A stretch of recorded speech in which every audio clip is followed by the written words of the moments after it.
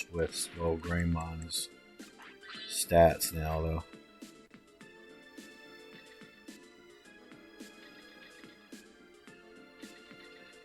Come on. Give me my straight lines back.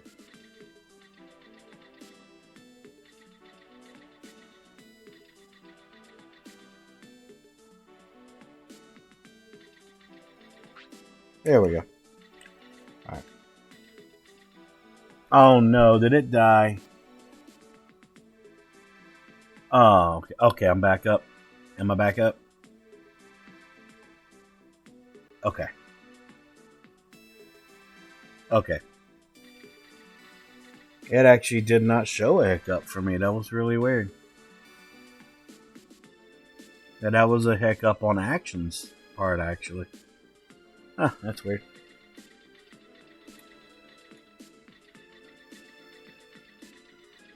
"30 seconds of interruption." Okay. We'll see how it looks after I'm done with the stream. We'll see how it looks. Yep. You were right. If I have to rename the stream, it's fine. It's not a big deal. It becomes a big deal if I have like 3 or 4 freaking tech issues. That's when it gets really weird. Yeah, it's not showing I have any viewers yet, though. But as long as I have people talking to me, that's how I know that there's people here.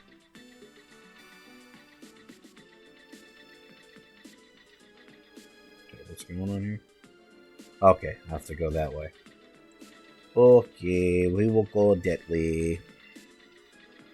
We will do the thing. Yep, now it's showing that I'm live. It's funny. Okay, now it's showing my viewers. Okay. Yeah, that was weird that I had a hiccup right there. That was interesting.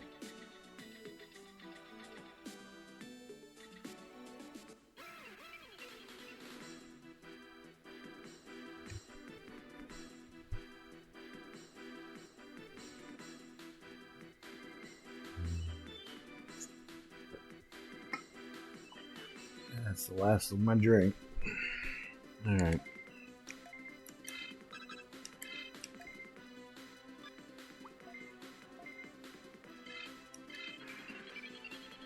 Let's go.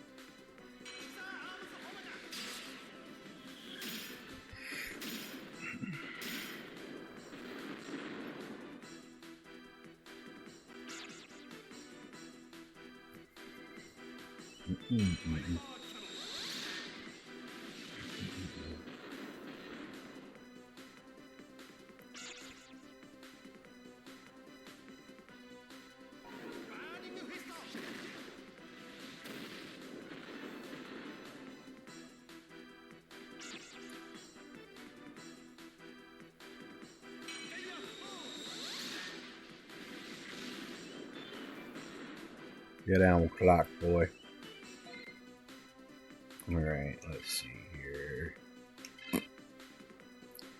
Guard and Necromagic. Let's get some more MP here.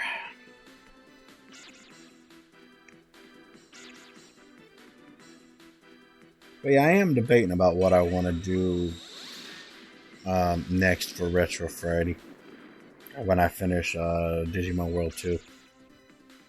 I know for a fact I'm going to do a couple streams of just like Torrance Passage and Wishbone, just to put that on the YouTube channel and stuff like that. But I don't know. I don't know what I want to do. I have tons of ideas, but it's just a matter of what I'm feeling. Like, I could do my Mega Man Legends 2 playthrough, even though I'd have to replay part of the game. because I lost my old save data. I could start Digimon World 1. I don't want to do another playthrough of Digimon World 2 until I get another playthrough done, of course.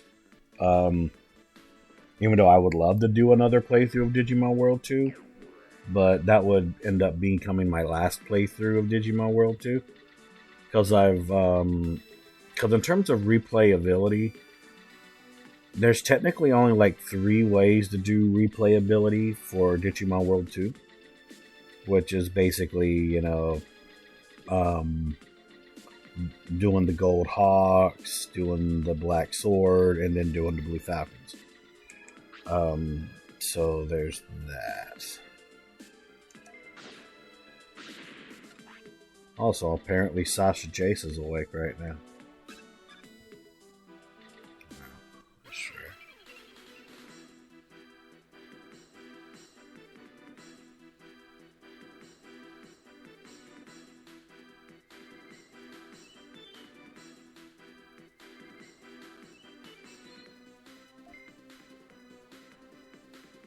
Or I could do another playthrough of Thimbleweed Park. I probably could do another playthrough of Indiana Jones and the Fate of Atlantis. That'd be pretty fun.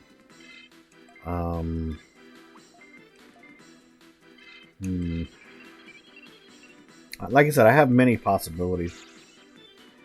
I wouldn't even mind Digimon World 1, even though Digimon World 1 can be pretty damn hard at some points. You never experienced Thimbleweed Park? Oh, it's an indirect spiritual success sequel to Maniac Mansion. It's such a good game. And the funny part was years ago when I platinumed the game, I actually got congratulated on Twitter by Ron Gilbert and Gary Winnick for platinuming their game. And Ron Gilbert is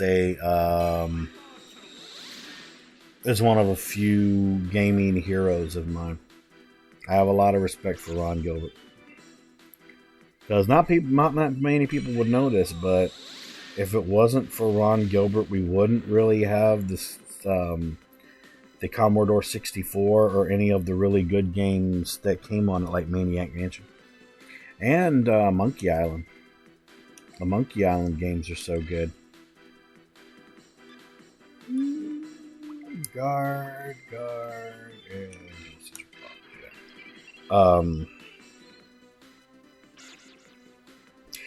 there's one game I have wanted to do a playthrough of, but I hear mixed reviews on if this is a game I would even be allowed to stream on Twitch. Because I have some people tell me that I could, but I have some people tell me that I can't. And I don't know which one it is. I've even tried to contact Twitch support about it, and I never get a message back. But I think it's Leisure Suit Larry Set Sail. I would love to do a playthrough of that Leisure Suit Larry game.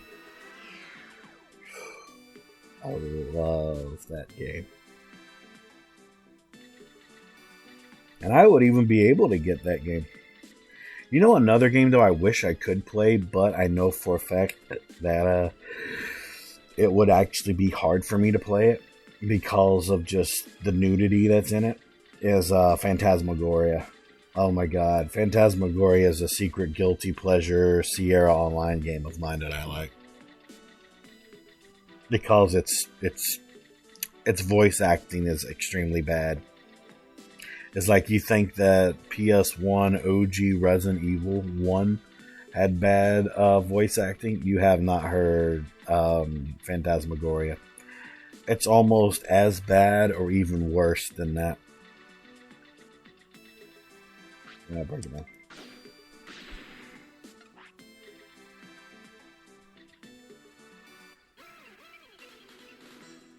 Oh, I have love for cheesy voice acting too. But Phantasmagoria kind of takes that a different level with me. Like, I love the gore that's in Phantasmagoria, but the nudity can be a little too much. And that's saying a lot for me. That's saying a lot for me. But but like I said, I hear so many mixed reviews from like people that I've asked whether or not I can stream Leisure Suit Larry. I think it's called Leisure Suit Larry Love Sailed or something like that. It's a favorite Leisure Suit Larry game of mine. But I know some of them cannot be streamed.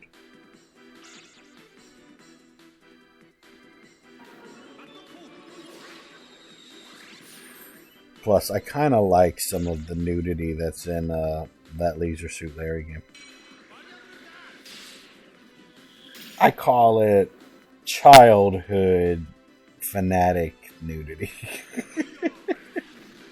God, that sounded so fucking wrong. But it's an interesting situation. No, I'm not going to do that.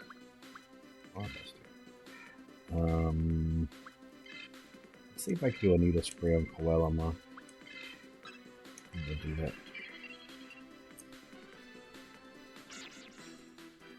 But yeah, in due time, I'll do a Thimbleweed Park playthrough. Because I love the replayability for Thimbleweed Park. Because even if you do normal mode, the hard mode is hard at the same time, but it's a different experience. It's a very fun experience, actually. Oh, thank you for hitting the Togemon. Plus, like I said, it's an indirect spiritual successor sequel to Maniac Mansion. Even though you could say that it's that Day of the Tentacle is an indirect sequel to Maniac Mansion, which it is, but it's complicated. Because there's a difference between sequels and indirect sequels. Because indirect sequels mean, same universe, similar characters, Easter eggs of the movie it's based in, but it's not connected to the movie. That's basically what an indirect sequel is. And like I said,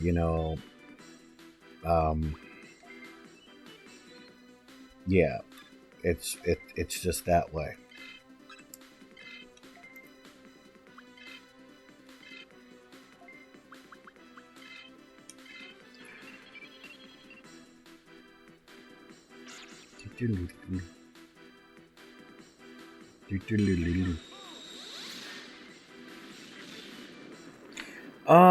I wouldn't say a spin-off, because when it comes to spin-offs, the characters are always different, but the spin-offs don't always talk about the same universe it's in. But like I said, I call Thimbleweed Park an indirect spiritual successor sequel to Maniac Mansion. It's those exact words that I describe it. And plus, honestly, it's so fun.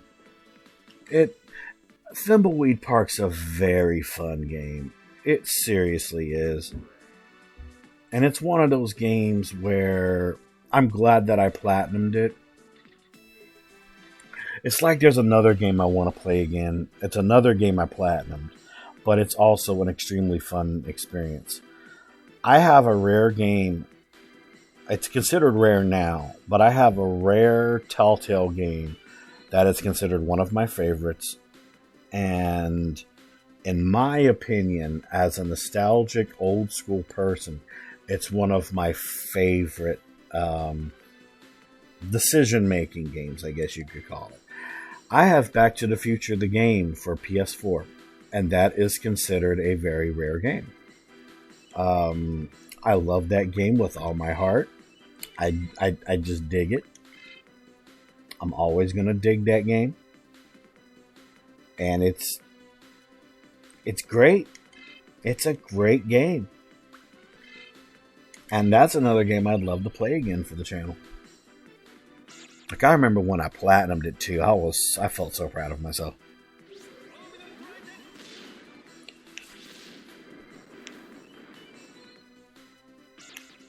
Because originally, Back to the Future, the game, Telltale, was supposed to be 2 different scripts for 2 sequels to happen after Back to the Future 3. But because of the fact that Michael J. Fox had his disorder going on, and Christopher Lloyd was getting older, it kind of wasn't gonna work, you know.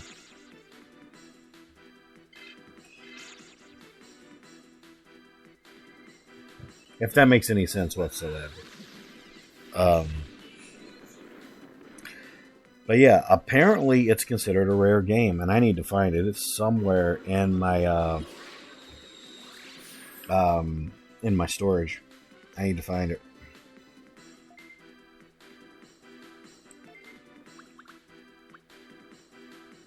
Oh, wait, hold on. Do I have any MP3 recoveries? No, I only have an HP one. Okay.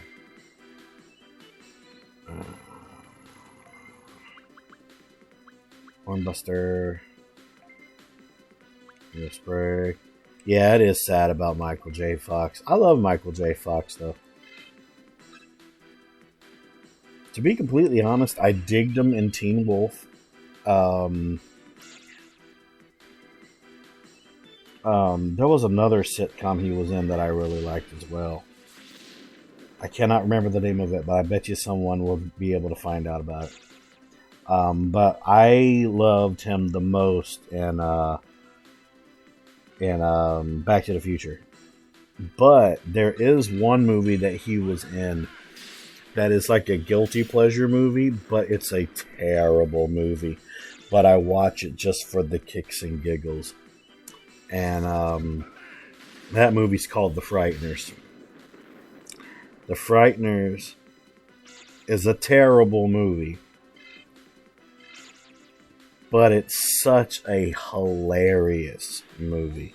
It's like as if the movie knows it's bad, but you'll get a kick out of it if your funny bone is in the right place. Yes. The Frighteners. I think you could even agree. It tried to be Ghostbusters, okay? The Frighteners tried to be Ghostbusters, but it just couldn't get the jokes right. But because of the fact it couldn't get the jokes right, still made it a guilty pleasure, cult following, funny movie. But it's not the greatest thing you ever watched. And I mean, you know, I dig it. It's one of those movies where if you're drunk or when you're high, you will think it's one of the best movies you ever watch. It's kind of like my thoughts on Repo Man with Scorsese. Oh my God. Repo Man. You watch that movie sober, it's one of the worst things you will ever watch in your life. It's such a stupid, bad movie. But if you're drunk or you're high, you will relate to that movie. Like, you will completely relate to that movie. Man, I love some of the experiences I've had with movies. I'll never be able to relive those first experiences, but it'll be hilarious. Like, for example, my little brother's first drunk movie that he liked.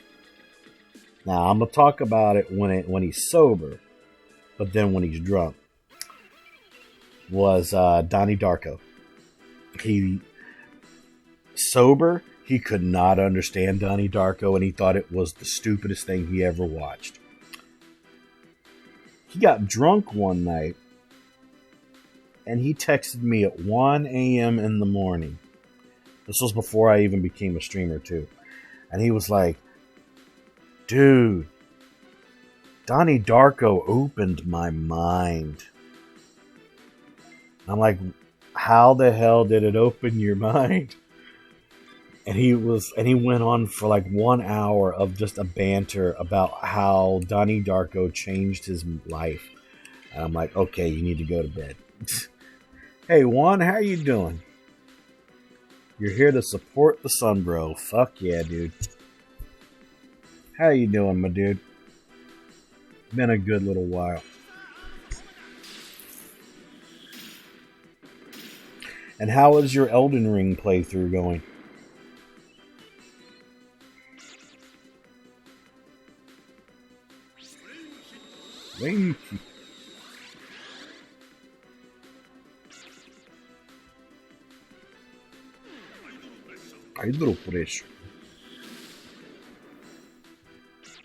But yeah, also sooner or later, I do need to save up for Tunic. Tunic recently got onto the PlayStation Store. I think it's like $30. But we'll see. We'll see how that goes. Because there's other games on my list I need to get. Pretty chill. Just been on the grind with Destiny 2 and Dying Light 2. Haven't touched Elden Ring since you dropped me the Lord Runes. Ah, okay.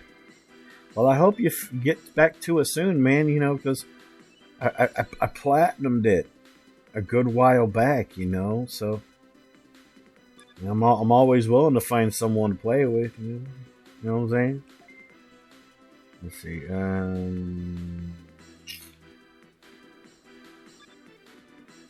I'm gonna put him on guard. You have small HP cure, so you're gonna cure Ash.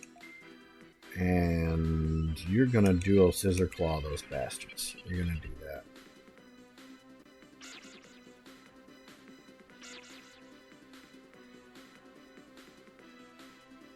I really want to see if I can digivolve that Skull Grandma. I really want to. Oh, I didn't get the heal off in time. That's fine. We'll do it next time. 17.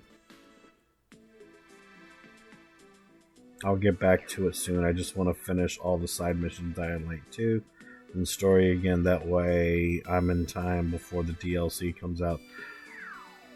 Ah, that was an accident. That's okay, just an energy bug. Dude, did you see the patch notes for Elden Ring? They fixed a lot of stuff, man. And I mean, I thought that they fixed a lot of good stuff with the patch they did a long while back in, I think it was like September? Yeah, September.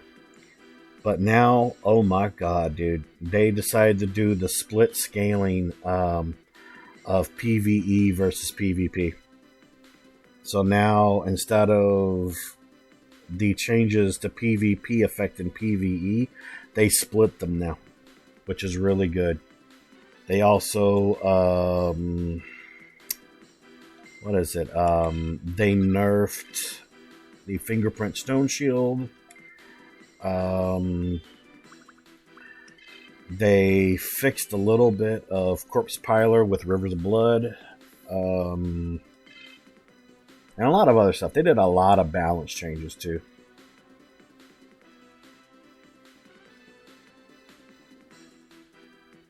How bad was the nerf to the fingerprint stone shield? I've heard that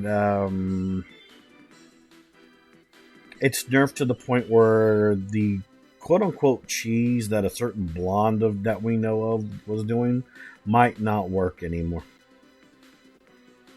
So, yeah. I mean, the nerf had to be done. Because to have a shield that would never break because of endurance and stamina, that was game-breaking. You know, that it had to get nerfed, Shadow. It had to. It was the most broken shield in the fucking game. Yeah, and they fixed some of the stuff that they didn't mean to nerf too bad for PvE. They increased the damage slightly for Corpse Piler, which is only for Rivers of Blood. So that's good.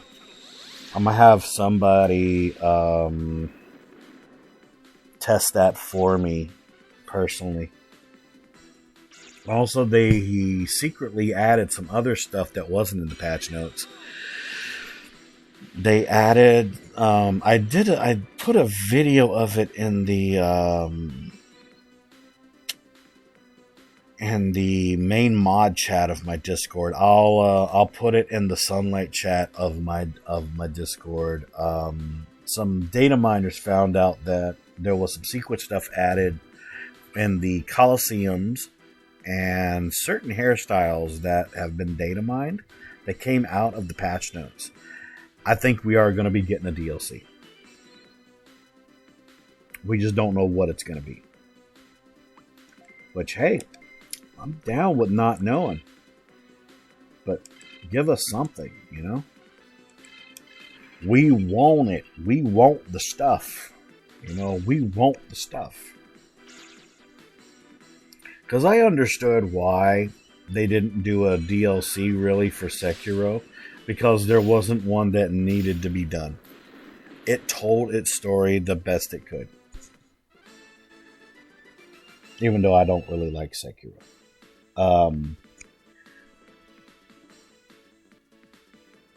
Oh yeah, absolutely gonna be getting a DLC, yeah.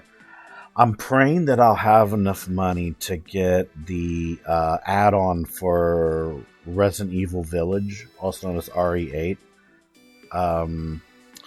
Because not only are they doing the DLC, which is Shadows of Rose, they're adding a third-person mode to RE Village. And I want to play RE Village in third-person form. And I do feel bad for Goddess of Kitties, also known as Salsa. How she's having issues with RE7. She's getting scared out of her fucking mind. I don't really have the heart to tell her that Resident Evil 7, I platinumed that game on PS4. Because if she found out that I did, she'd probably think I'd be getting cocky. Which, I'm not really cocky about it though, but it's an interesting situation.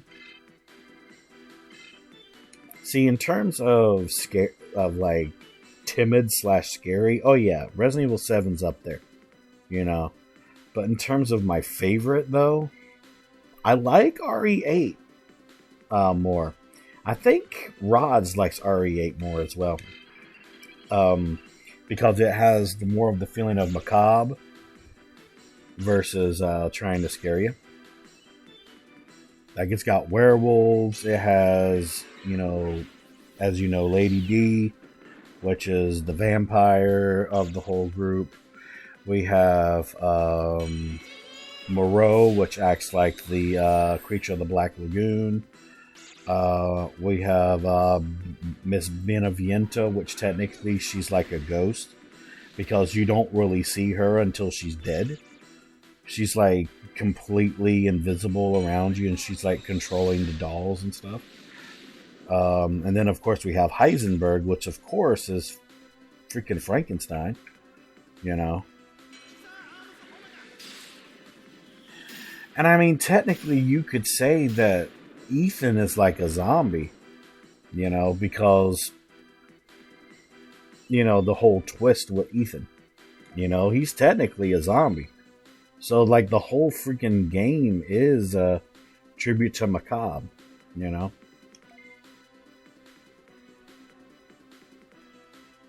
Which, hey, I'm totally down with that. I really am. I'm totally down with that shit. No, not that.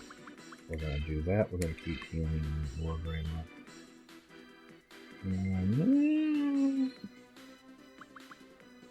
I'll do that. Yeah, that's why we enjoy RE8 more. The macabre setting and not Lady Mommy Milkers. I would let her be my Dami Mommy, man. And it's not just because of the body. I love old school women like that. Because I have two sides of myself. I have the complete goofball nerd that I am. But I can be a proper guy at times. Like, I can be a very proper individual. But the problem is sometimes my proper ways of behavior can sometimes bring off the wrong impression to people in the LGBT plus community. And it's not me being like, judging people's decisions and stuff. Because, hey, if you want to be homosexual, if you want to be lesbian or something like that, or, have different pronouns, more power to you. If it makes you happy, it makes me happy. Do your thing. But I guess it's like, just sometimes when I want to be proper and give off manners and respect, and I call like a woman madam or a guy sir, and sometimes they'll take it the wrong way when they never tell me their pronouns or anything like that. That's kind of what I'm talking about. It's a weird situation. Necromagic. So yeah. And plus, I'm sorry. Back to Resident Evil, I hate Mia Winters. I have such a dislike for that woman. And it's not really because of, her situations with Evelyn or anything like that. She hides so much from Ethan, yet Ethan marries this woman, has a child with her, and leading into RE8, she still keeps secrets from Ethan. And that's like one of the big things that I just absolutely hate. I dislike it so much. All right, let's see here. Let's keep doing the little heal thing here. Alright, and Necromagic. It's a difficult one. It's one of my very best friends is trans, and I still get the pronouns wrong due to muscle memory. Yeah. I get you. It's like someone close to me that I know. I'm not gonna reveal their name because confidentiality. But they were born a male and decided, they didn't feel right being a male, so he changed his pronouns to she/her. Which, hey, if it makes you happy, do what you want to do to make yourself happy. Do your thing. Let's see. Yeah, you're good. I wanted to make sure Shadow is good. Because the thing I've had to learn over time, which I mentioned to Mordor when he was here, is you can't make everybody happy.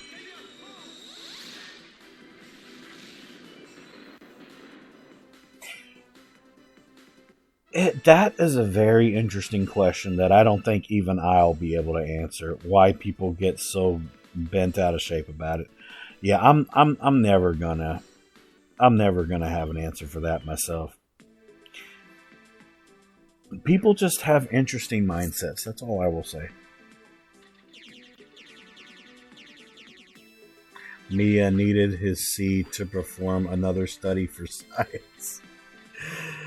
Oh my god, you're so right, but I wish you weren't.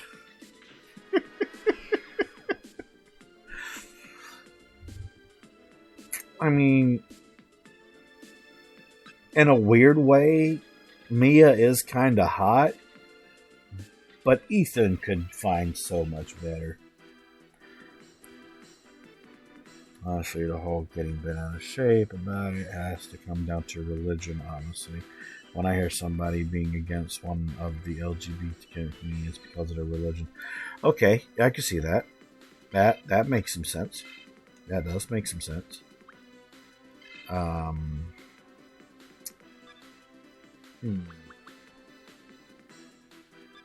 Yeah, I can completely agree with that.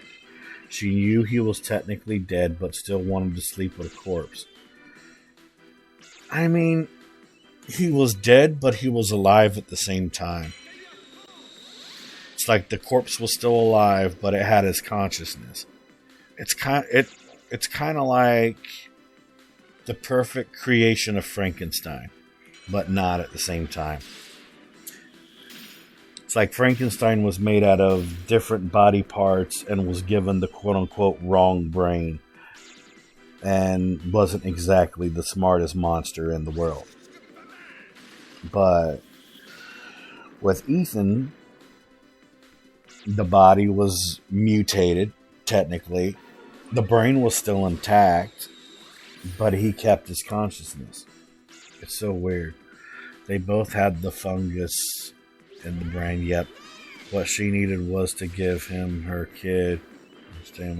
No, that's not true. Mia had a blood transfusion at the end of Resident Evil 7. The only person that was infected after Resident Evil 7 was only Ethan. Stable form of the virus inside of her.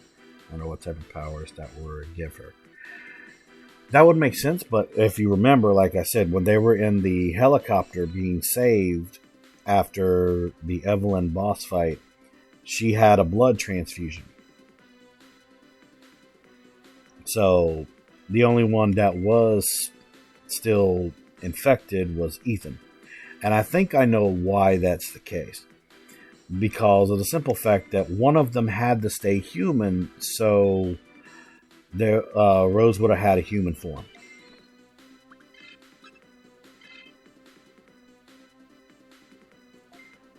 No, she came out clean, though.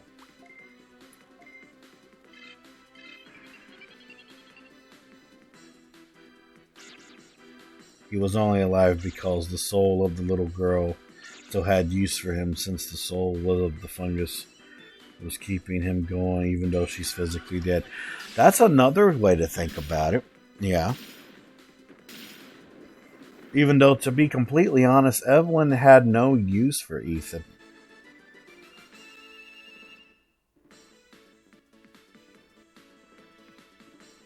That's the one thing. But I do want to see what they're going to do with it with Evelyn. Rosemary. I want to see what they do with her character.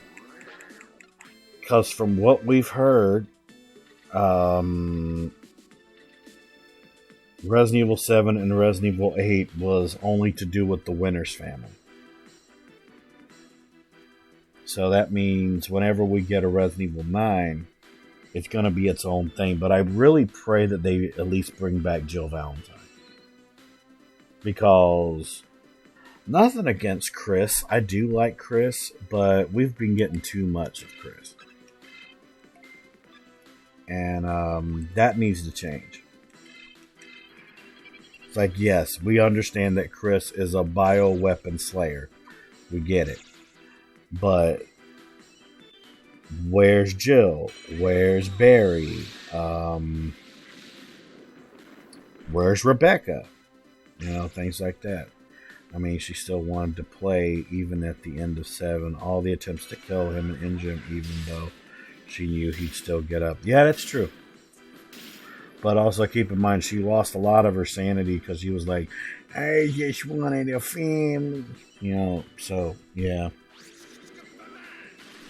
Mia still just fucking pisses me off, though. Also, I love how people, like, talk so much shit about Jack, when if they were to read his lore, they would understand why he's so resilient. Because he was a former Marine. A Marine never forgets his experiences and never forgets his training. So for Jack to, still keep his physical form, but go completely crazy and have his reflexes like completely lose control makes complete freaking sense. Like, it really does. It makes a lot of sense.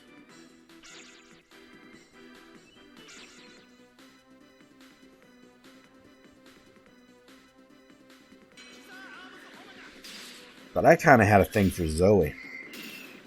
I still kind of do. Even though the original idea was that Ada was going to be in Resident Evil 7, but they scrapped that idea. Actually, no. Ada was an idea, but they were going to put Ada in Resident Evil 8, but they scrapped that one. So that's how it was supposed to go. Yeah, at the end of how she's screaming that, it's what makes me believe that she's one of the reasons why she leached onto him. She wanted to be part of the family from subconscious possibility and wanted to see or maybe feel what he had with Mia and the child. Okay, I could see that. That could make some sense.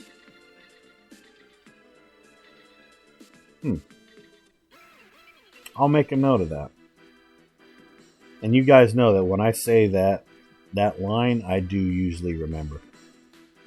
So yeah, I'll make a note of that. It's kind of like how I've been learning more lore about Elden Ring lately too. Shadow, dual scissor claw.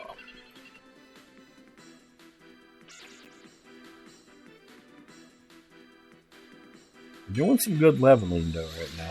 I'm really surprised.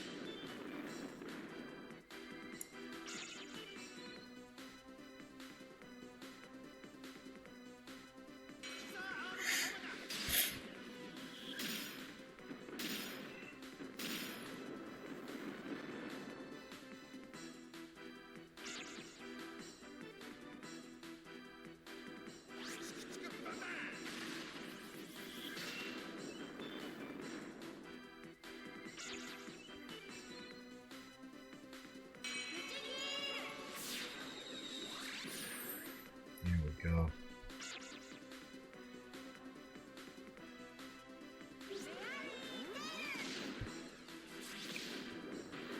Damn, that still does a lot of fucking damage.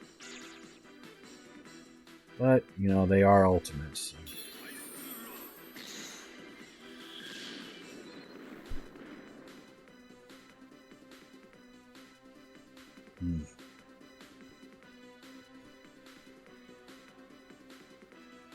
Let's see.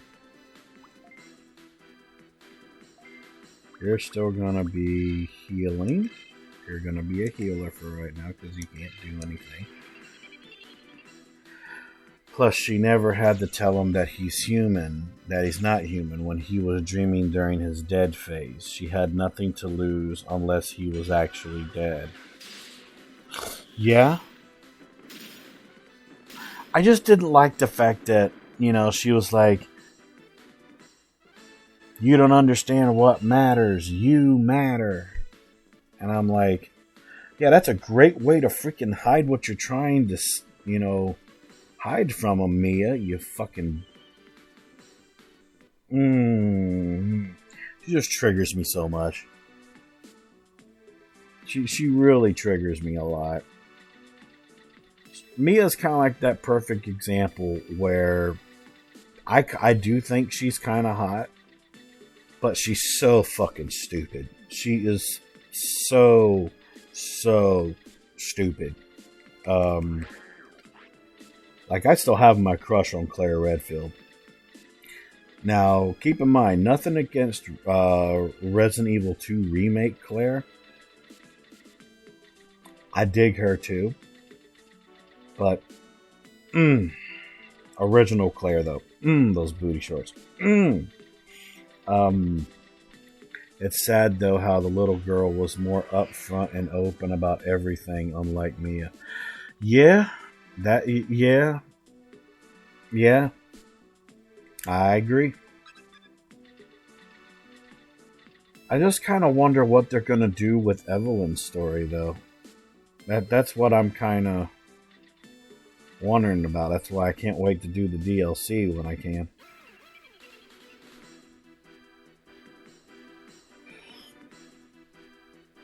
Because for one, I really want to get that DLC. And I definitely want to experience Resident Evil Village in third person. I really want to see how they are going to do that.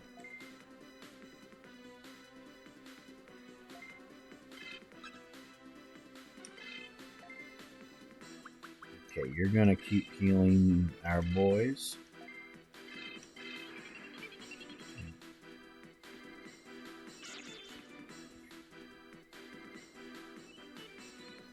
But I'd say, though, out of all of Resident Evil Village, aside from Lady Dimitrescu, which is... I love that woman. I like Heisenberg. I really dig Heisenberg. Because he's like a freedom fighter, you know?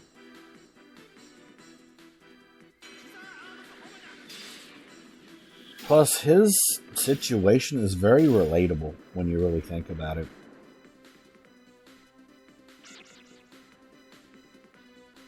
That too, I want to find that out as well. You want to know and see what is happening with Chris when he confronts the BSA after the thing in the helicopter? Yes. That, and there was a fucking bioweapon in the damn helicopter that was sent there by the BSAA. I want to know who in the BSAA got corrupted. Because remember, the BSAA used to be like a straight company, aside from what happened with the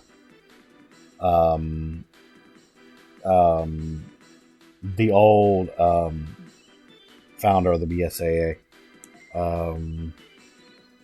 But it's an interesting situation. It's yeah.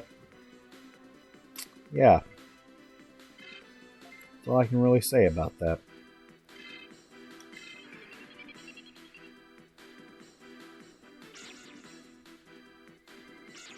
Like I said, that's why I really hope and pray that if they do bring Chris in on RE9, which in some ways I kind of pray that they won't, at least let us have Jill. We need Jill. The SAA was straight, aside from the illegal and off-the-book experiments. Yeah, what Revelations 1. Yeah. Yeah, I agree. Revelations 1, most definitely. Which, in terms of Revelations 1 and Revelations 2, I like them both, but for different reasons. I like Resident Evil Revelations 2 a whole lot more, because that just was pretty fucking fun. But Revelations 1 just had some interesting concepts that I liked. Here's a thought to chew on with the bioweapon in the helicopter at the end of 8. What if instead of a normal bioweapon, it was sapient and sentient, and it chose to join the BSAA? So, an independent-minded bioweapon.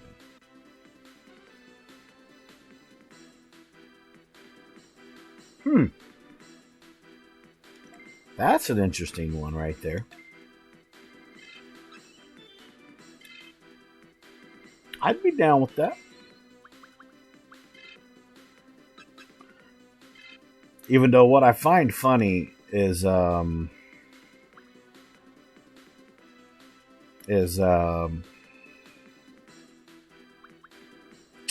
was I gonna say? Technically, the only time that we ever play as a character that is infected with a virus, and you see their progression with being infected, is Ethan. Now, you could argue and say, well, what about Jill? Because she technically was infected with the virus that Nemesis gave her, but she ended up getting healed from that. Well, that in my opinion, that doesn't really count. When it comes to Leon, he's infected throughout all of Resident Evil 4 with a parasite that's trying to break through his body. Would that count? I don't think that would count either, because he still was considered still biologically human. Versus Ethan, where he was slowly turning into a mold, but he kept his humanoid form. So there's that. Lady D and her kids and everyone you fought in that game could have been considered a bioweapon level opponent. That's true. And they were all free thinking and had free will, and was going to say the other viruses can't produce the same. That's true. That is very true. The way the bioweapon was laying dead in the helicopter, yeah. It just reminded me of the one thing in Resident Evil 5. How the bioweapon chooses whether the host is worthy. That's true. In my head, seeing that body in the helicopter just made me think, well, you ain't worthy. Yeah. Yeah. That was the whole thing with, like, the parasite and the Nemesis body, because people think that the Nemesis tyrant was really just a T-101 from Resident Evil 2, also known as Mr. X, but just infected with a parasite instead of given pre-done programming to be done. Let me see. What was I going to do? Oh, yeah. I was going to heal. Heal Shadow. And do this as well. So, yeah.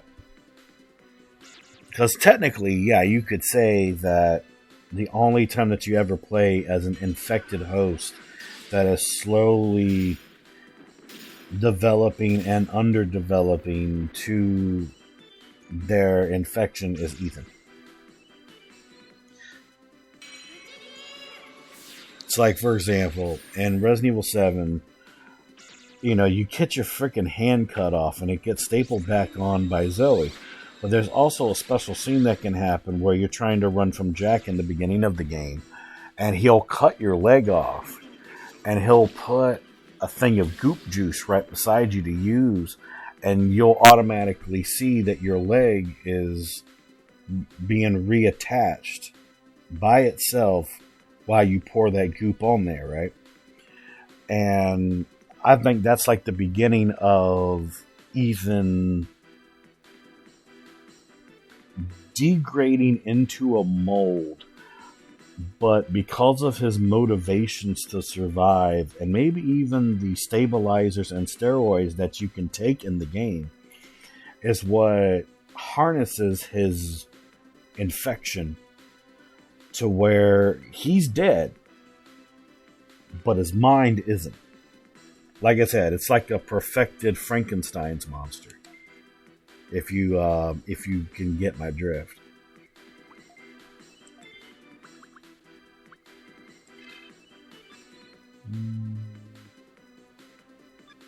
Actually, I might have War Greymon deal with that Shellmon.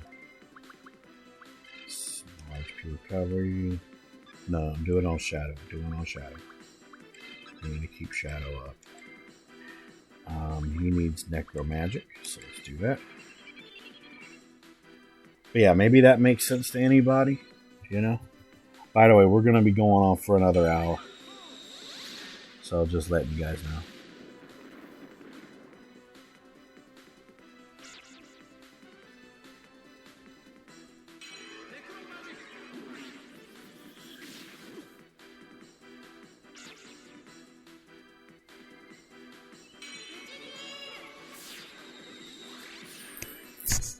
Ow, hit my mic, sorry.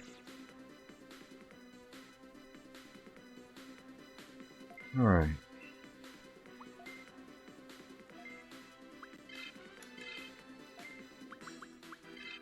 Necro Magic. Well, that's interesting. I don't think that's true. I think when the Mutamycete infected him The one that infected him was slightly different. The other one was infected always acted mindless, not him. That's why I think the fungus that he had was a different strain of symbiotic strain instead of the parasitic one. I guess that could be true, yeah. Good job. Nobody is worried about spoilers for 8. I mean, it says that I only have 3 people in chat. So that would be you, Mr. Crow, Shadow, and Juan. Because Hatter... Oh.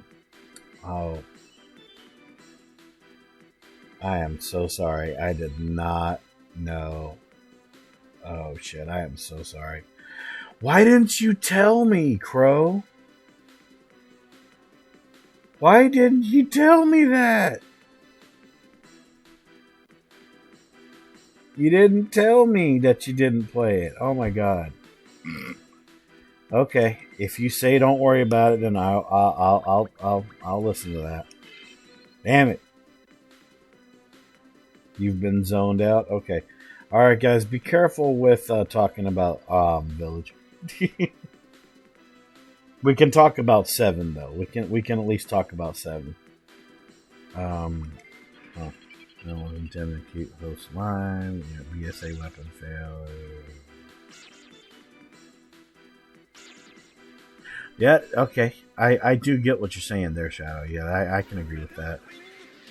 Humans right now have viruses, bacteria, and some fungus inside our bodies, mostly in our gut. Yeah, we have good bacteria and bad bacteria.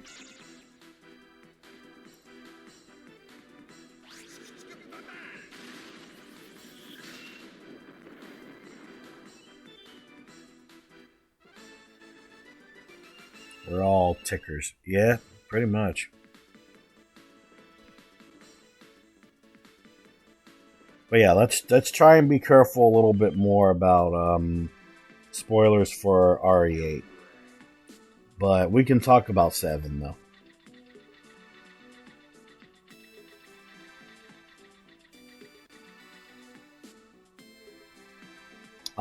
Can you copy and paste it, please?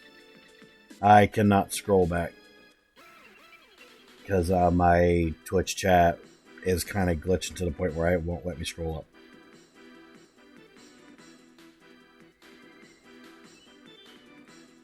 But just make sure it's not too much of a spoiler for RE8 though.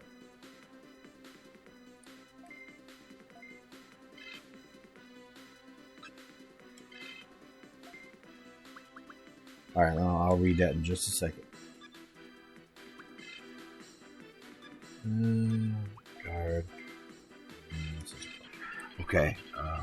Biolevels intended to keep its host alive. Everything fails to keep it stay alive. Okay. I figure Ethan's strain of the bioweapon was stable enough to heal without maintaining. Okay. Keep in mind that it is still connected to all the experiences made in the original game that developed the Sign Plague and many failures to come. Yeah. The T virus, the G virus, and all the different strains. Yeah. And his daughter is the only person who maintains the new variant of that mold since she was born to be perfect. Yes, because Ethan was still infected. Technically, Mia had the blood transfusion, but we don't fully know if she was cured of the virus. But she kept her human form. While Ethan, he was mold. So yeah. Incidentally, RE7 has made it so I won't never go to anywhere in this country that has the bayou. The bayou. You never know. Welcome to this episode of Bayou Crushers with old Bayou Billy. How you feeling today, Bayou Billy? I feel like shit. Well, we hope you feel better, Bayou Billy. Oh, man. I need to drink some of my water because my coffee ran out. I need to drink some of my water I got here.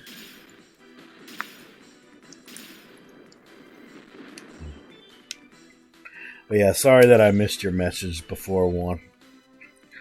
RE4 made it to where if I see a dog in a bear trap, I'm going to clearly risk helping him / her.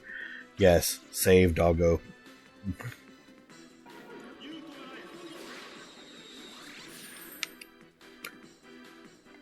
It's a worthless move.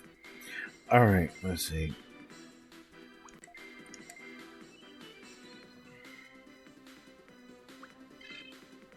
See, I have thoughts on RE4.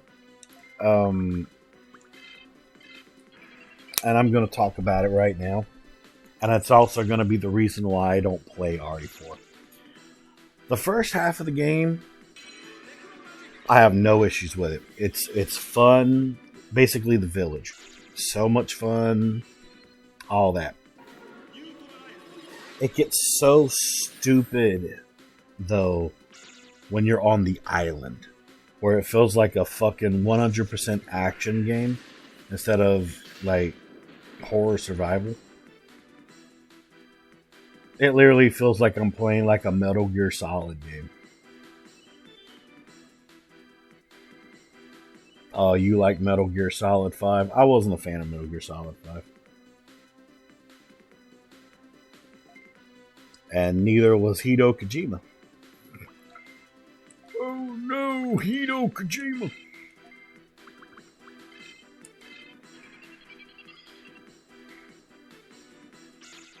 I love the gameplay. The story was wicked up. Thing was, the gameplay wasn't a Metal Gear Solid game. That's the problem. See, when I think of a Metal Gear Solid game, I think of the original Metal Gear Solid with Snake. Alright. The story was weak because it never got finished. Yeah, they were rushed to finish it.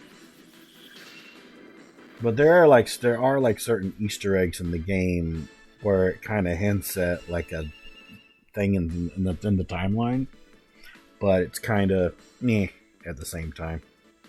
It's meh. Meh.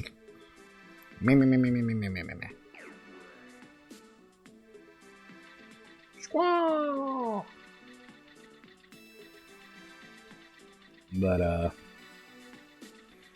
But also the reason for me not liking the island part in Resident Evil 4 is the main reason why I do not like Resident Evil 5. Also, didn't like the casting. Keith Sutherland as Big Boss. Yeah, I can agree with that. He was supposed to continue the story before he was removed from working on his game anymore. Yep. Plus, he was originally going to be working on PT Silent Hills, which is the only game that really ever truly scared me.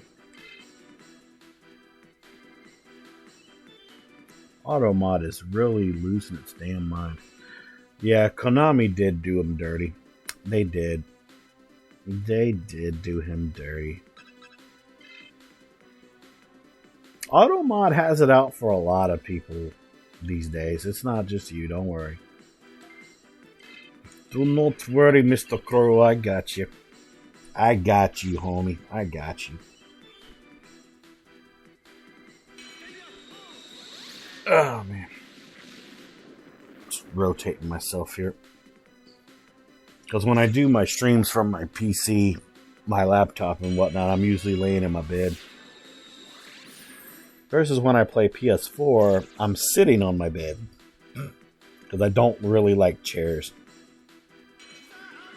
Not a fan of chairs. I used to have the whole desk and chair set up at one point, but I just didn't like it.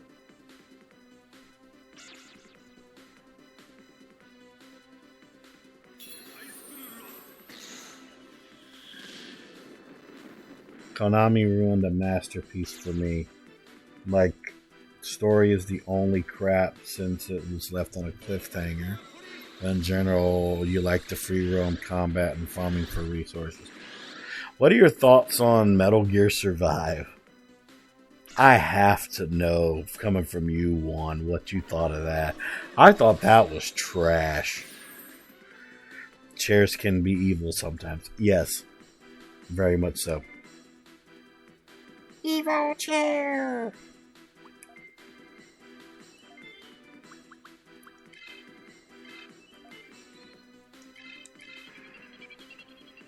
We're actually doing not too bad with the team so far, though. Get one of those mesh chairs, it's a godsend. Funny story. I once had a mesh chair, but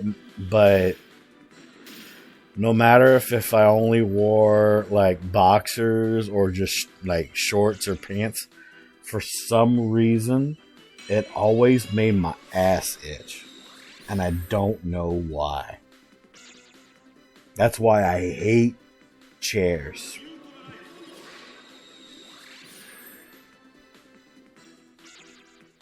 Oh yeah, I know all about the farts thing, yeah.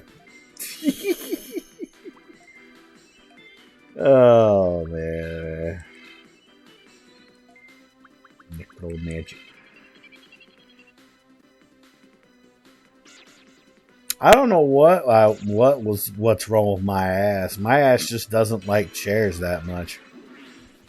That's why I like sitting on my bed when I do stuff. Because I've had office chairs, I've had leather chairs, I've had mesh chairs, I've had plastic chairs, I've had different types of chairs. And sometimes my ass will like it. Sometimes my ass will just get itchy. I think I just blame perspiration. Right here. Okay. Nope. That's Konami's pile of shit. Thank you. Even the godfather of Metal Gear spit on it on Twitter when it announced and came out. And after seeing how it is in play, I'd rather play zombie games I already have. Yeah. It's like your hatred for Metal Gear Survive is very similar to my hatred for Umbrella Corps. I hated Umbrella Corps. 20 and 29. Okay.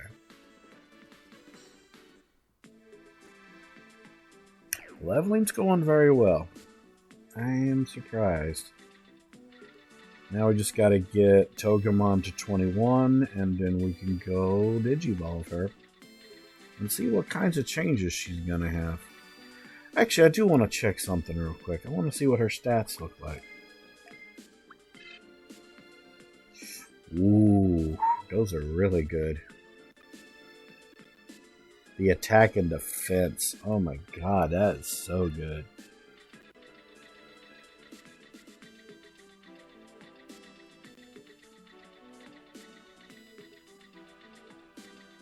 But I do have mixed feelings with Resident Evil 6, though.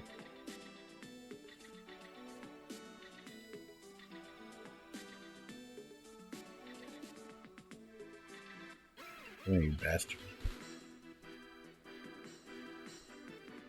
And I'll only tell you my thoughts on it if anybody asks.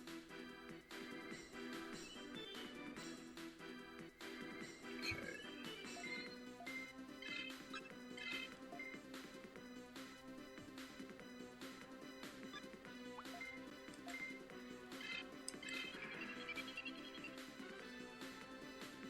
Konami was all late with the zombie era. I even like video games. Donkey's review of that pile of shit Konami gave the world. Yeah, I've seen that review. Jeez. Yeah.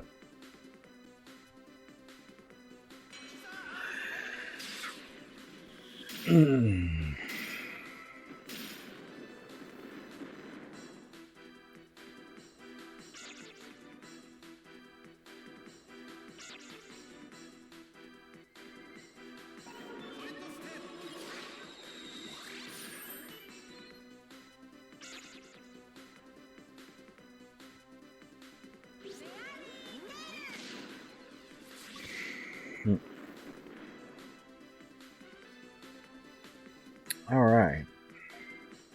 That's pretty good. It's like, say, that's pretty good. I'll do a dark side attack on Icemon.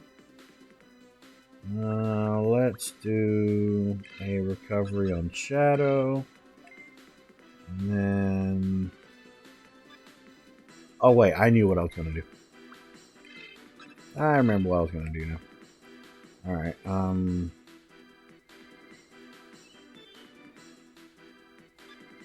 guard. I rather play Metal Gear Solid 5 over that game because at least I won't get tired of running for a few seconds there. What about the small prequel that they had for Metal Gear Solid 5 where you literally play as Big Boss before the whole quote-unquote switcheroo that happens in the game?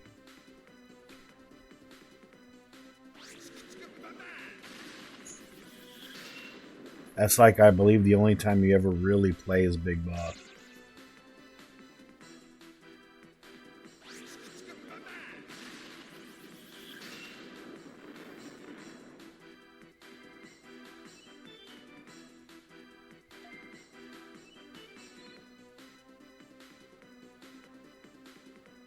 Oh, I definitely had played it before 5. Did you like it, though? Because I thought that was pretty good. That was way better than the original Metal Gear Solid 5 that we had gotten. I loved it more than that pile of shit. Oh no, a pile of shit. I'm trying to remember what I'm trying to do here. Okay, Shadow. Necro Magic, because why not?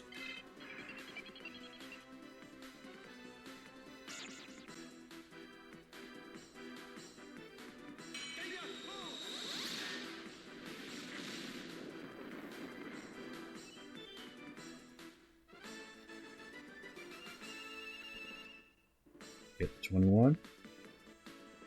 Not yet. Okay. I'll take a little more time to get her to 21. That's a given because she's so close to the level of Ultimate. So that's common. Let's go up then.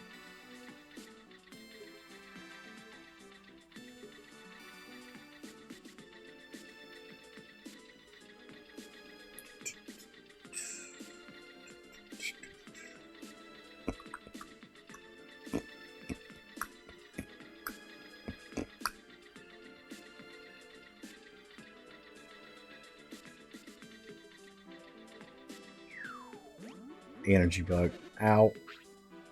Alright, give me a minute. I'll read that in a second. I don't need to run into any more bug nests here. God damn it, game, come on. Thank you.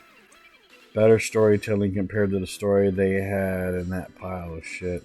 Better love story compared to Twilight from the lady you say. Oh my god, dude. I hate Twilight. I despise that movie. Just like I despise 50 Shades of Grey.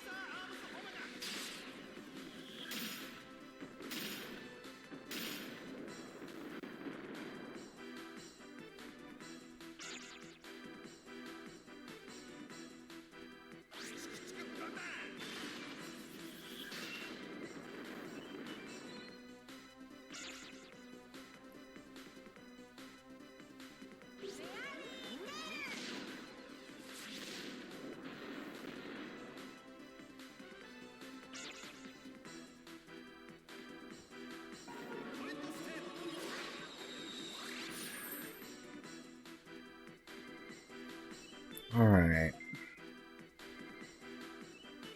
Because I have the resources. Let's do that.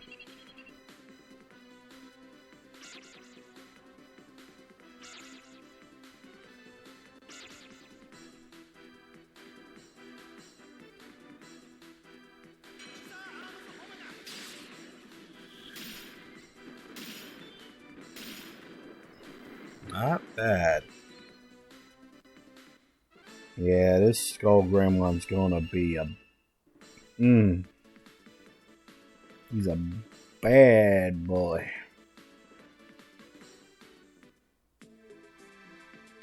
He's a bad, bad boy.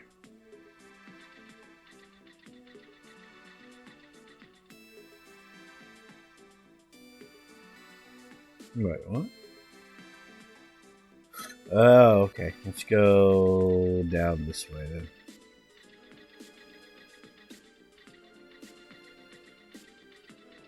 Go completely down. I'll read what she did in a second. Okay. Alright. I'll never forgive that movie for giving me a jump scare just from her back breaking and giving out while she was pregnant with the vampire baby. They really had to make that breaking sound, the bones loud and clear. There was only one scene that I liked out of that whole movie series, and that was when Bella got her powers. And I think she was beating up Jacob. Like, she was literally beating the shit out of him. And that gave me a good chuckle.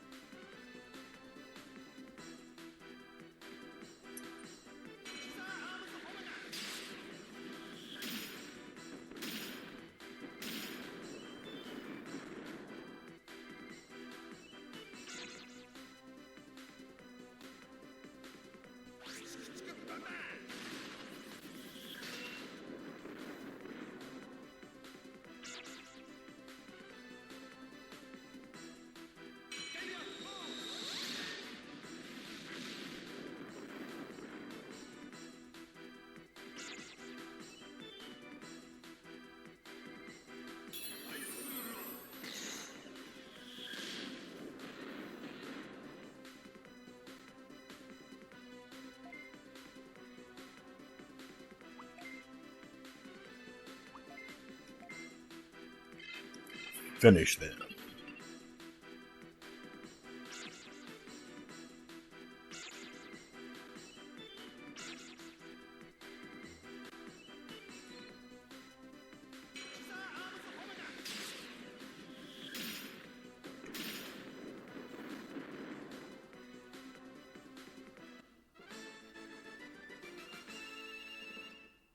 Cool.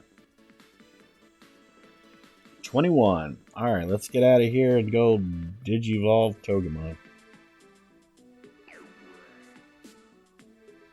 May cause of the cults to mess everyone up. Yeah. I know what you're talking about. So, one, aside from what we've been talking about and everything, how's the real world been treating you? How you been doing, man? What you been up to?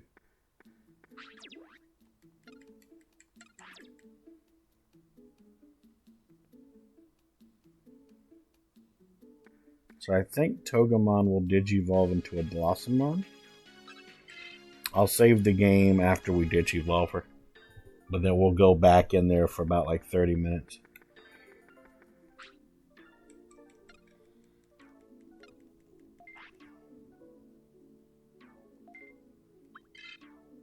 Pumpkinmon again. Alright. Okay. I guess so. How much you want to bet the game keeps giving me Pumpkinmon because Halloween's right around the fucking corner? I got no doubts on that, buddy boy. I got no doubts on that.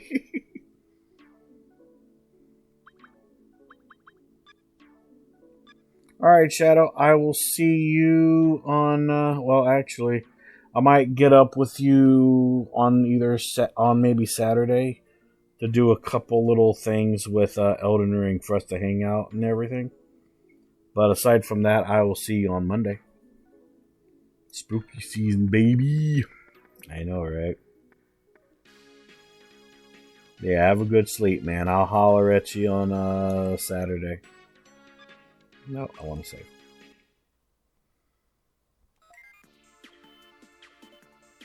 But yeah.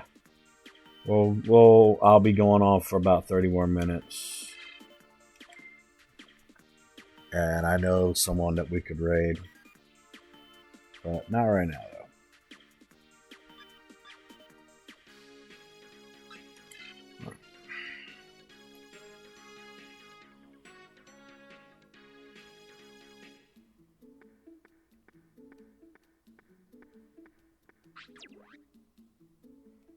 I'll do a save out here too, because why not? I think it'll let me save out here as well, right? I'll do another save. Just because.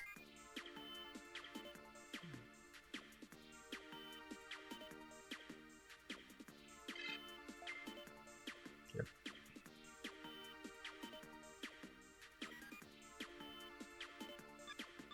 Alright. Let's go back into Mega Domain.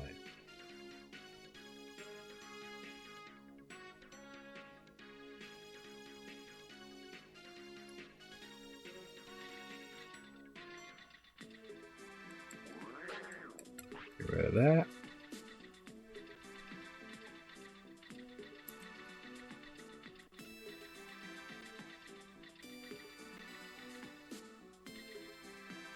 I ran them on.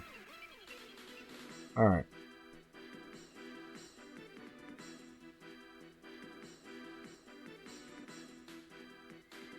Nothing much. I don't go out much unless I'm going to family members' places.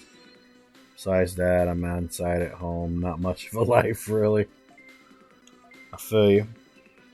I feel you. Stop it.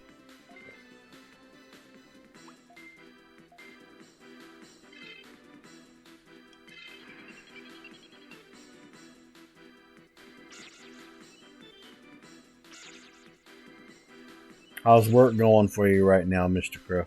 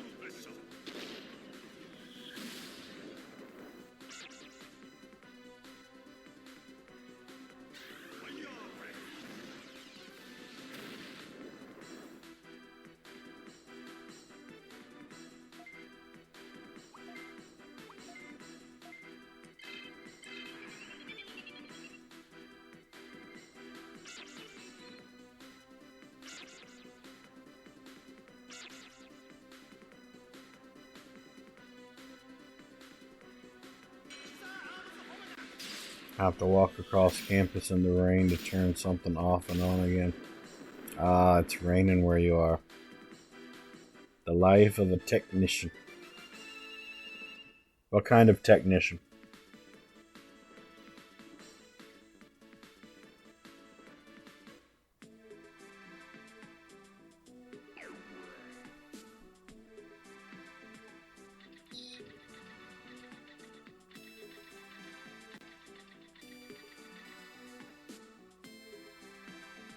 I know where the exit is. So it's either going to be up here. Yep, okay. It's either going to be up there or it was going to be down another corridor. Audio-visual technician. Okay. Oh, I bet it messes with you when it rains. Okay, nothing really good in there except for the box.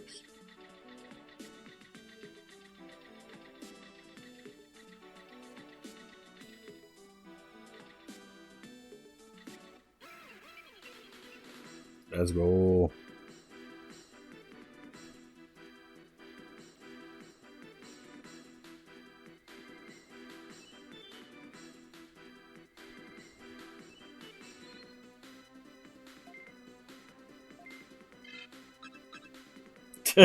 But Spot really loves you tonight, dude. Can't complain. It's a great job. Hopefully, you at least get paid good for that too. Because I know that when it comes to certain technicians, the figures that you can make can be variable. But then again, I don't know how pay is in the UK, so only talking about American technicians.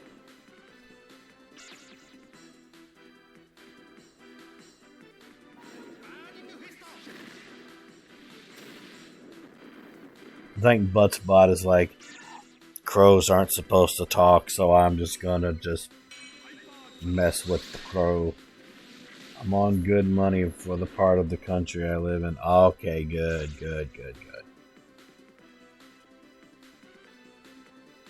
Are you the type to live like paycheck to paycheck, or are you like in a good stable type of thing?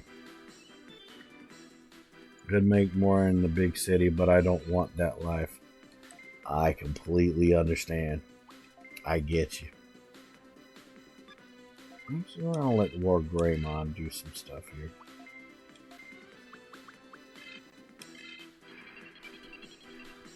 If we can get Pumpkinmon to learn Grizzly Wig, we'll be good.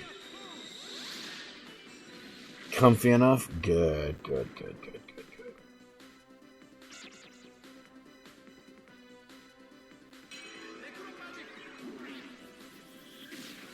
As long as you're not struggling.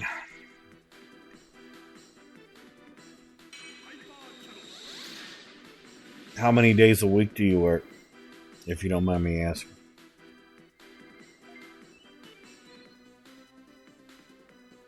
Let's see.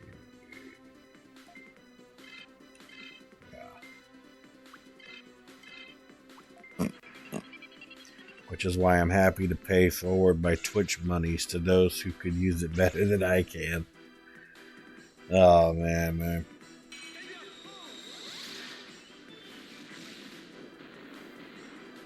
I'm just surprised that you gave out 10 subs, but you're not subbed yourself.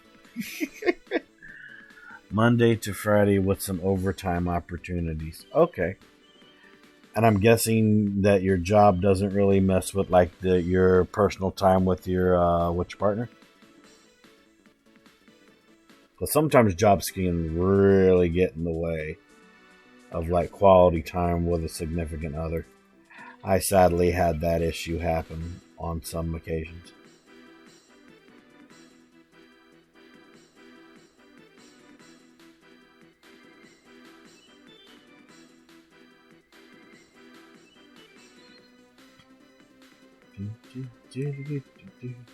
Alright, let's see here.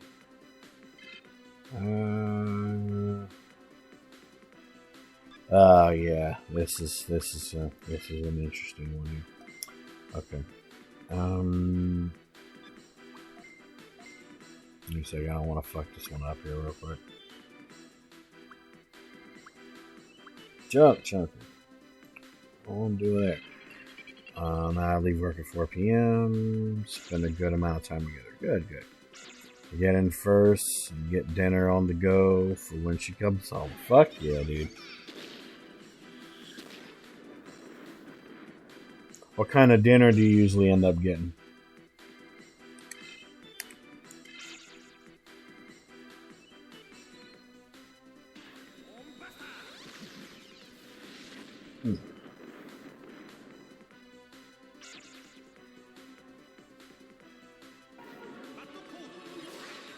I'm a cool.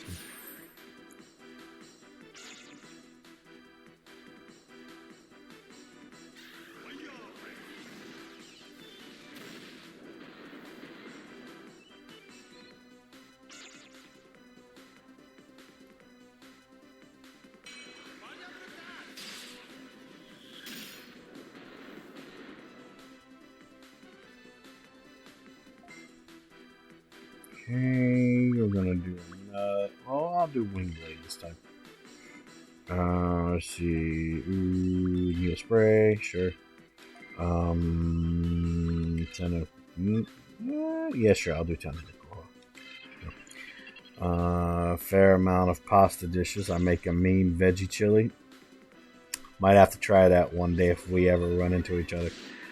You're a Ramon person? Nice. What kind of ramen are you into?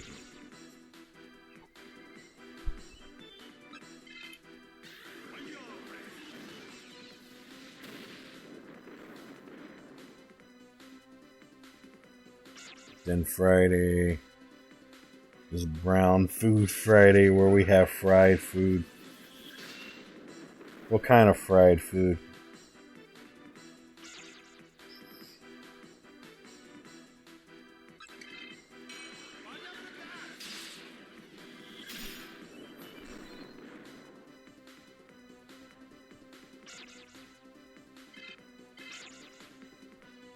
Damn it, he missed.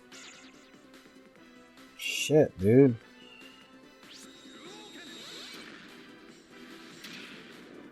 Yeah, because I hate Beast King Fist. We sort of just wing it. Just stick a load of stuff in the broth and see what happens. The scientific method. Oh yes, science. Gotta love that science. I'm also trying to picture in my head your soft-spoken voice saying all this, and it's internally it's making me laugh my ass off.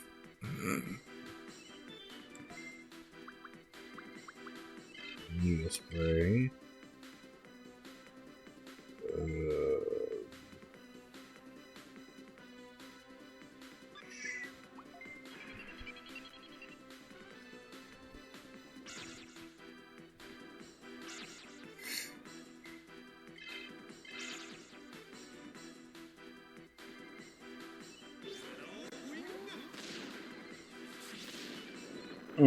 It's a good 57.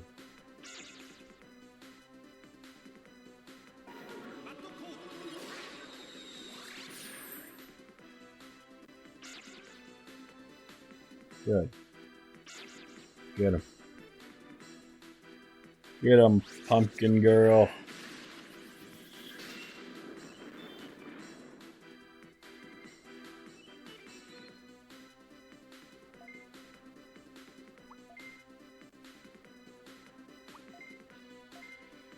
Actually, I'm gonna use you. Actually, no, I'm not gonna do that. We're just gonna end this bastard. Get rid of him.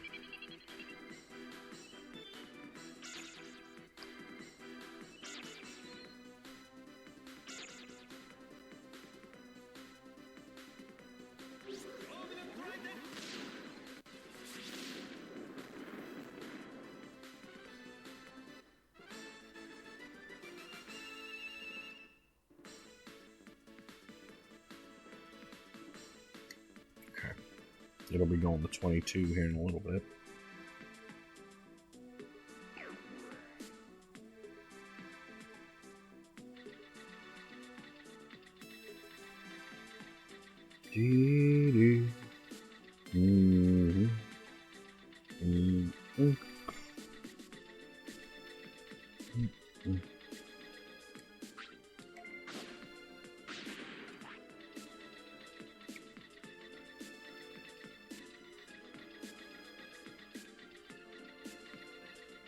There was a way to go up there. What's your go-to for takeout or going out to eat when you get a chance? Takeout. Let me think about that one. But in terms of going out to eat, I usually like eating with somebody. I never really like going out to eat by myself because I get very lonely very easily these days. But when any of my close friends are in town, I know that my best friend, James, which he subscribed to the channel around the time when I first got my affiliate status, he likes to take me to Texas Roadhouse, and we like to get steak and appetizers and play some Pokemon Go.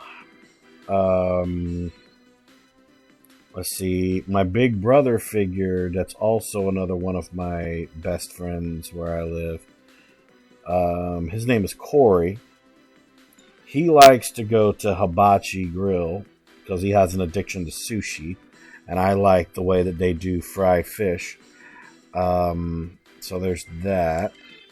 When my brother was alive, we would go to different spots, but our main spot was this mini Chinese buffet called Chopsticks. We went there for every birthday that he had, and keep in mind, we knew each other since like I'd say third, fourth grade, around there. We would always go there for his birthday. Sometimes we would go to Waffle House. Sometimes we would let me see. Where else did we used to go? We loved always getting pizza and getting that delivered to the house, so we would just watch movies and play video games with each other. In terms of takeout, I'd say the closest thing to takeout that I ever did was Taco Bell. Because me and Taco Bell have a very interesting relationship. I've never really had a bad Taco Bell experience. But my Taco Bell has changed a lot since I started eating less and stuff. Because, funny story, when I used to like go to town on Taco Bell, I would usually get a whole lot of food. Like, this may surprise you, but I would get 2 quesadillas, because if you get 2 of them, that equals out to 1 whole quesadilla. But I would get 1 chicken quesadilla, and I would get 1 steak quesadilla. I would get 2 quesaritos, 1 beef, 1 chicken, and sometimes I would even get like a couple Doritos Locos Tacos.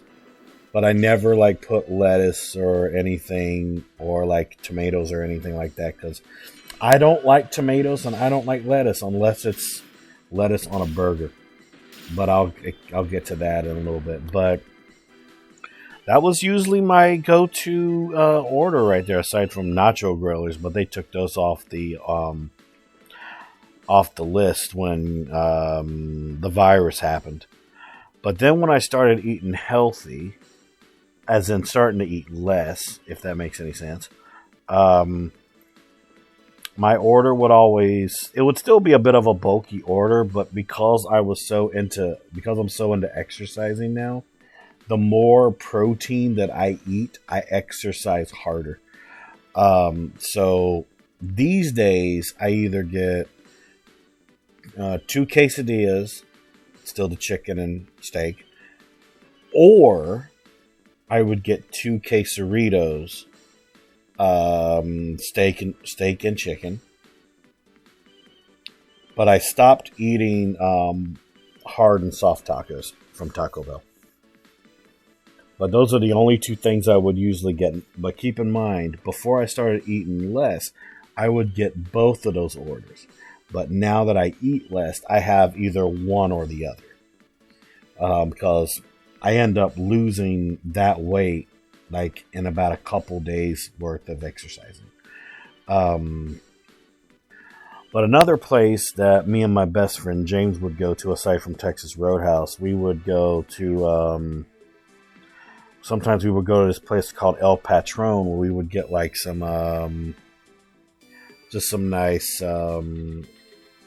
Mexican food. I always got either hard shell or soft tacos. Beef, cheese, and sour cream. I'm a basic bitch boy. Um, cause I'm like this. If you go to a Mexican restaurant and they can't make a simple fucking taco with beef, cheese, and sour cream, it's not a good Mexican restaurant. That's my take on it.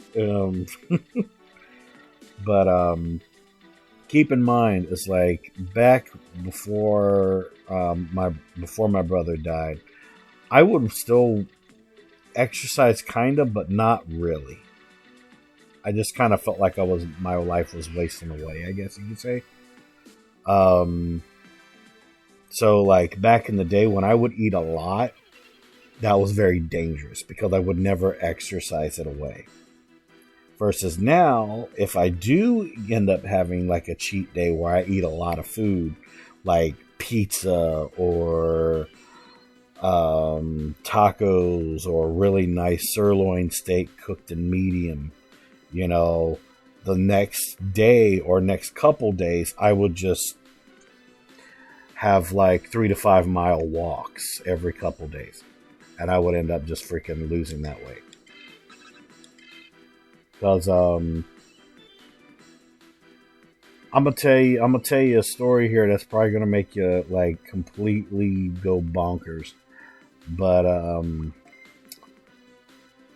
in January 2022, I was 326 pounds. About 326 pounds.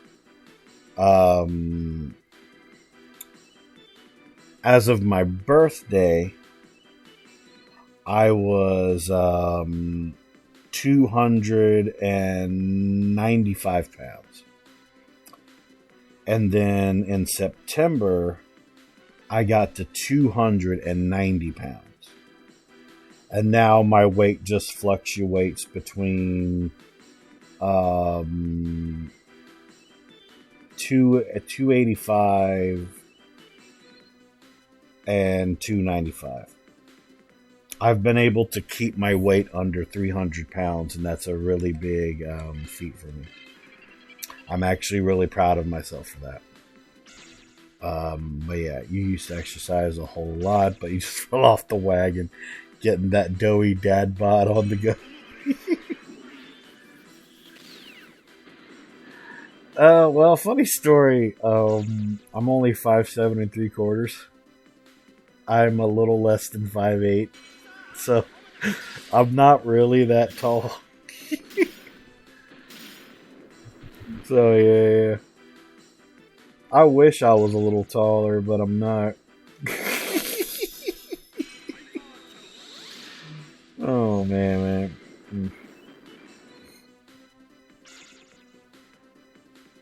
Yeah. Oh, you're around the same height as me. Okay, I get you. Dwarven brothers, aye to the end. I don't know. I can see you and me hanging out and getting drunk. I can see that. I think that'd be pretty damn fun right there. Just to hear some of the random crow stories you would have to tell. You'd be like, "Squaw, let me tell you about this one time I grew wings."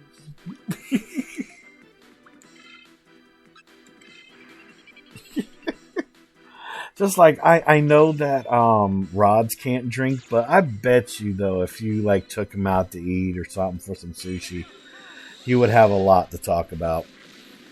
But I bet you Rods is like a car. It's like it takes him a little while though, to warm him up a little bit. But once you get him a subject that he'll talk about, he'll still talk about it. Then I fired an egg out my ass. I still remember the pain like it was PTSD. Oh, dear. Takes a bit of fuel to get the engine going. Yep. You get it. I'm kind of the same way. Like you probably noticed, like when I start stream, it takes a little while for me to start talking about stuff. But when I do, when people actually start talking to me, I actually completely like start running my fucking mouth. Like it's a quality that's both a curse and a blessing at the same time. Same, I need a bit of Dutch courage in social situations. I from the two streams I've seen you do, I can tell. I can tell. I still think you would make a great drinking partner, dude. Like I could see that. Like, you know, just chilling on the couch with like some bourbon or some rye, maybe some beer, and just watch some old freaking movies, you know.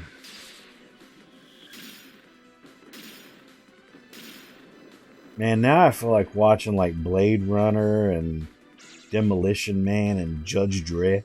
Judge Dredd. Oh man, yeah, fuck yeah, that'd be chill. Yeah, man. Is your partner a good cook? Because she could probably cook us some stuff too. I wouldn't mind trying a few like you know, veganish dishes, as long as they don't taste fake. Because, you know, there's some food out there that it just doesn't do it, you know. Blade Runner's one of your favorite movies. Man, me too. My dad introduced me to Blade Runner when I was a kid, and it's still a ritualist movie that we watch every birthday that I spend together with him. It's that great of a movie. And the sequel's not bad either, but the original is where it's at. Especially, there's a special version of it that I have that we like to watch, where it's the rare theatrical version, where it has like the dictation talking that was supposed to be in the movie that Harrison Ford does, like an actual noir movie. Yeah, they nailed the atmosphere with the sequel, yeah. Just don't watch the Blade Runner Black Lotus. It's an animated version of like a Japanese style one. It's not that good. There we go. There's level 22. Oh yeah, there we go. Alright, get rid of needle spray. We're not going to need that anymore.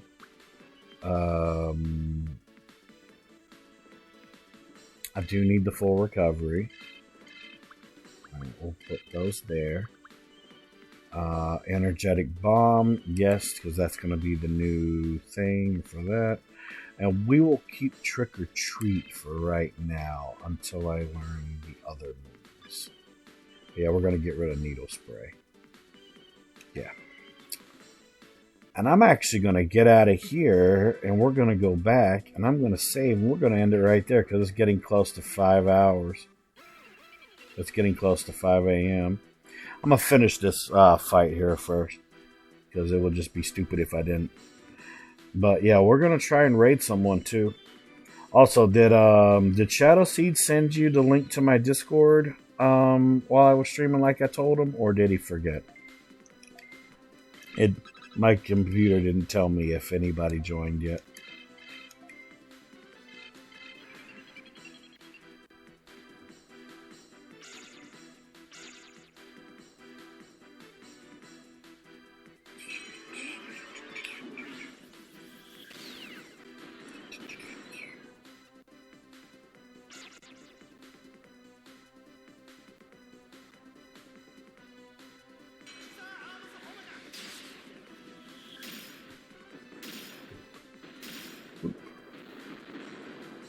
Okay, good. Because I'll work on that while I'm highlighting my stream and sending it to YouTube and all that. Boop. Boop. Boop. That's a lot of damage. Oh, shit. That's a lot of damage.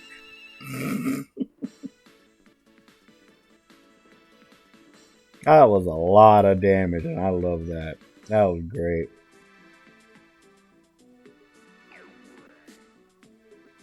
But yeah, we're gonna leave here, and we're gonna do something a little special for the next time that I do Retro Friday, which I'm gonna explain here in a little bit.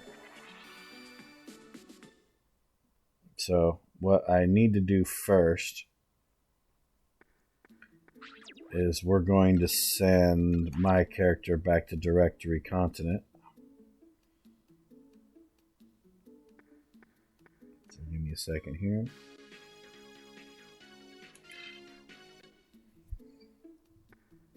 Because I like to do this just for the kicks and giggles. So you'll see what I'm going to do here in a minute. So let's go send him back to the Directory Continent.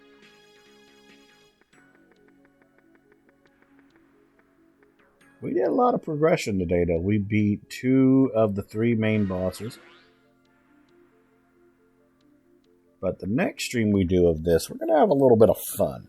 Even though this has been fun completely. But I'm going to talk about what we're going to do here. So the next time that we do Retro Friday, we're going to take a tiny little step back from the story and even grinding. And we're going to do some stuff in the Coliseum. We're going to do some achievement hunting for my retroachievements.com, or is it .org? I think it's .org account that's linked to my Duck Station. Because you probably noticed I've been able to get trophies, like as if it's like PlayStation or Xbox. So what we're going to do is next Friday, we're going to do a lot of Coliseum battles with the AI and, you know, rank up our tamer level for Digimon World 2. That's what we're going to be doing next Friday. Just for fun. It's going to be fun. But until then, my next stream will be on Monday, which will be Random Monday, where, you know what? I'm going to start another playthrough of Dark Souls Remastered.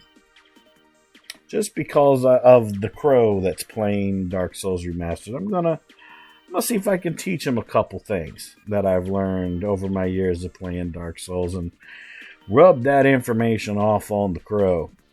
And, you know, anybody else that wants to watch me play. So we're going to do that on Monday. And then on Wednesday will be Soulsborne Wednesday. I'm going to be continuing more stuff with Elden Ring. We'll be doing some more stuff with darts and everything. And then, of course, Friday will be Retro Friday, where I will be continuing more Digimon World 2. So, yeah. So, these are the raid messages. Exclamation point raid 1 and exclamation point raid 2. If you are a subscriber to the channel of any kind, anybody that's watching right now or lurking or anything like that, do a copy paste of the raid 1 message. If you are not a subscriber to the channel, do a copy paste of the raid 2 message. We are going to go raid Darth Hat Daddy 13 because it is around that time when he should be streaming right about now. So, Darth Hat Daddy 13, also known as Big Bad Booty Daddy. I thought that he was streaming. Good. So, get your raid messages ready. We're going to go raid my big brother from another mother, Mr. Darth Hat Daddy. If you are not following him, please give him a follow. Plus, his birthday is coming up. His birthday is on the 24th. So go give him some love. Go give him some support. He might not read chat all the time because he gets so immersed in the game. But, you know, just lurk around, have fun, watch how he plays games and stuff like that. You know, maybe you'll learn something new. Like most people learn things here. But, yeah, big shout out to Mr. Crow for the 10 gifted subs. Thank you so much for that, man. I really do appreciate it. I really hope that you love being here and having fun with me and stuff. And, you know, big shout out to Juan Lewis, to Shadowseed 5, to Darth Hat Daddy and all you guys coming in. You know, thank you so much for popping in on me and stuff. But yeah, I will see you guys on Monday for a Random Monday. So until then, I am your host, Onyx the Game Machine, and this was Digimon World 2. And until I see you on the next video or live stream, peace out, happy gaming, my friends, and please stay safe out there.